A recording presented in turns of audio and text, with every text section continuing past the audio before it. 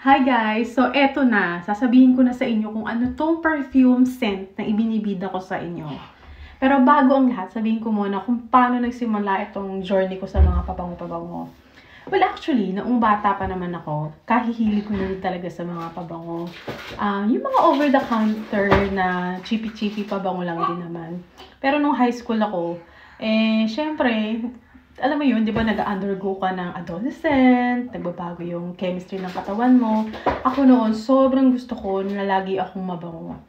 At nawala na lang yung hili ko sa pabango nung nagkaroon ako ng baby. Kasi nung nabuntis ako. Kasi talagang nasusuka talaga ako kahit na anong scent ng pabango. So, tinigilan ko yung pagsusuot ng kahit na anong pabango during that time. And, nabuhay lang ulit yung kaligayahan at kagustuhan ko sa mga pabango nung napanood ko yung PBB. Etong si Bianca kasi, sobrang bango-bango yung mga housemates sa kanya. Tapos naipakita pa yung regaling perfume ng daddy niya. So, na-curious din talaga ako.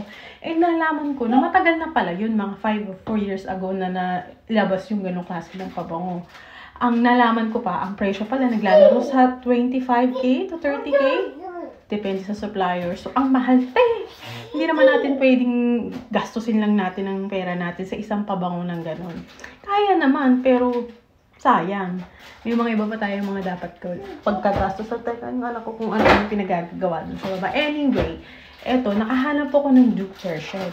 Duke version meaning, ibang perfume company yung gumawa, pero yung DNA ng pabango ay katulad sa Delina. Ito na.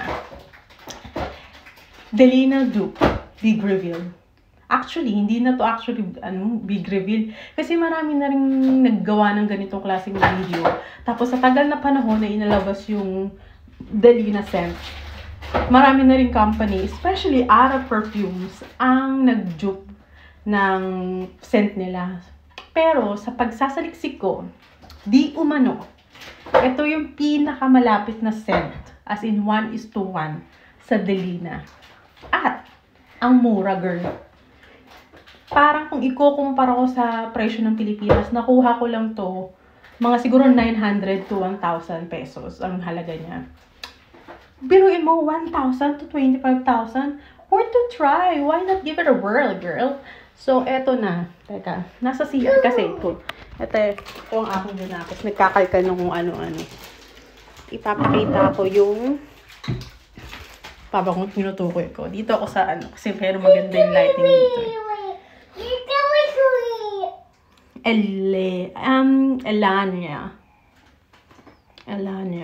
Katunog pa ng pangalan ni Eliana.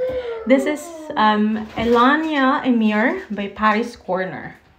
Girl, ang bango. At tignan mo yung atake, may patazel.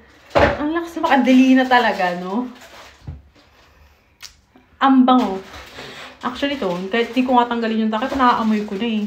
At speaking of takip, ang bigat ng takip nito, although plastic naman, pero napakabigat talaga. Yung tipong pag binot talaga sa'yo, magkakabukol ka talaga eh. Anyway, ang bango nito, alam ko ba yung mga scent nito, may lychee, may rose, may rhubarb, may incense. Basta halo-halo. Pwede naman ako magmagaling na alam ko yung mga, na nasisinghot ko yung mga notes, no? Pero pwede nyo namang i-research din kasi. Pero gusto ko itong i-describe as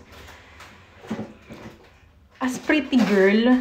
Pretty girl na sikat sa campus. Ganon. Yung kilala lagi, yung kahit na, ang fresh-fresh pa rin.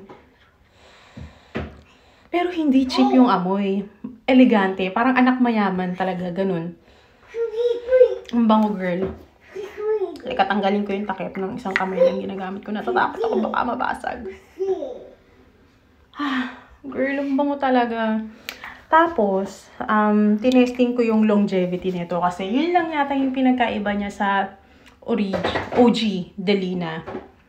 Tsaka ito, yung longevity. Ito kasi nagtatagal to sa akin ng 8-9 hours. Kasi mula umaga to maghapon. Yung yung Delina, until the next day, carry pa rin. Eto, 8 hours na amoy. 8-9, ganyan. Pero sa damit ko, kumakapit siya, mga 12 hours. Pero not bad, girl. Ano ba naman to? Kaya naman to yung presyo nito sa presyo ng Delina talaga? Talaga namang laban na to, worth a try. Ay, naku girl. So, eto na. Nagbabalibag na dito yung bunso kong anak. Pinagkakakalkal niya yung mga kung ano-ano man dito sa CR. Kaya, sige na, magbapaalam na ako. This is it. Teka, yung pilikmata na hihiwalay. This is it.